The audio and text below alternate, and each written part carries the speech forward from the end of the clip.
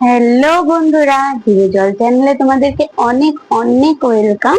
চলে এসেছি একটা নতুন খাবারের ভিডিও নিয়ে।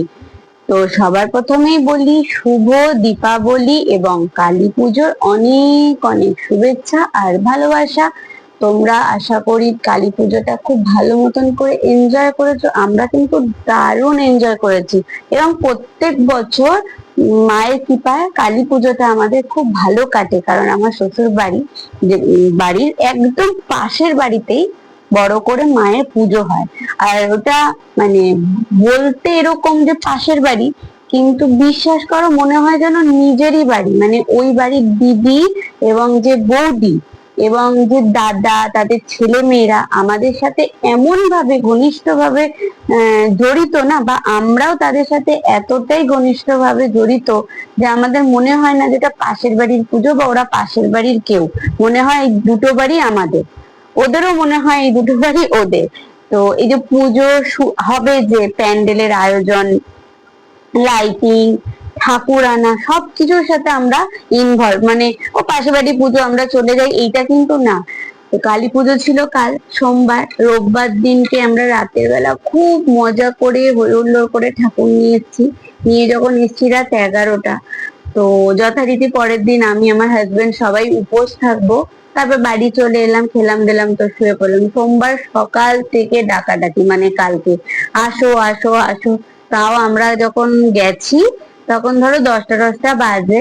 গল্প গুজব হই হুল্লোড় শুরু হয়ে গেছে। তারপরে টাইম ঠিক হলো, ঠিক 1টা 1:30 থেকে কালী পুজোর আয়োজন শুরু হবে, মানে গোছ গাছ।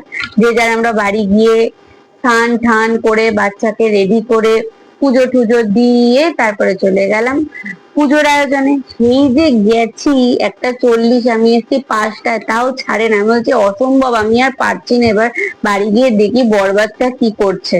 তারপরে এলাম বাড়িতে, এসে সমস্ত বাড়ির কাজ টাজ করলাম, মোমবাতি প্রদীপ জ্বালানো, রঙ্গোলি দেয়া করলাম। করে তারপরে তো সন্ধ্যা থেকে পুজোর ওখানে খুব খুব খুব মজা করেছি। আজকেও মজা হবে, কারণ আজকে হচ্ছে ভাসান। আর ভাসানে আমরা গাড়ি করে যাব গঙ্গায়। তো আজকের প্ল্যানটাও কিন্তু আমাদের পুরো সেট, তার সাথে কিন্তু আছে আরো প্ল্যান।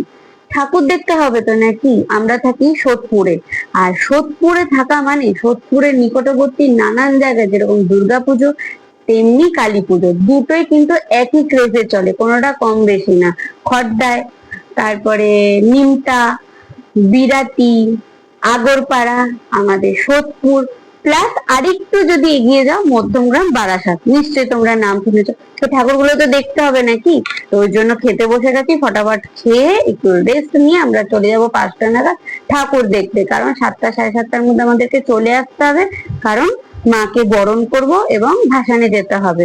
এবং রাতের বেলা ওই বাড়িতে আমাদের কিন্তু মাছ ভাতের নিমন্ত্রণ, কারণ আমরা সব উপোসী। আর যেহেতু এখন অমাবস্যা ছাড়েনি, কালকে উপোস ছিলাম, আর আজকে নিরামিষ এখন দুপুর বেলা। আর রাতে মাছ ভাত, তা এক বেলার আয়োজন দেখো।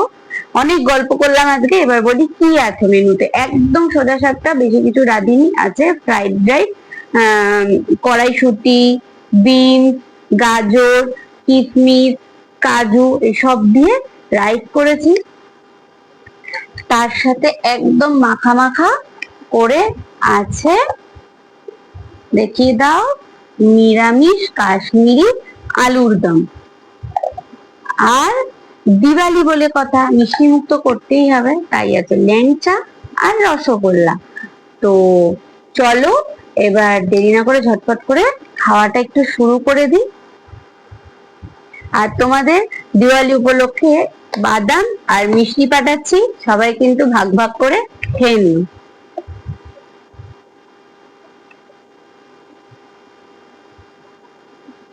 এবার একটু টেস্টিং এর পালা।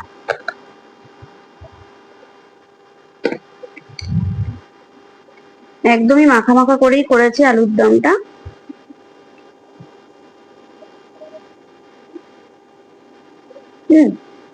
দারুন। তোমরা দেখবে সারা বছর যেমন তেমন, কিন্তু পুজো পারপাসে যে রান্নাটা হয় না, তার স্বাদ আর গন্ধটাই আলাদা হয়।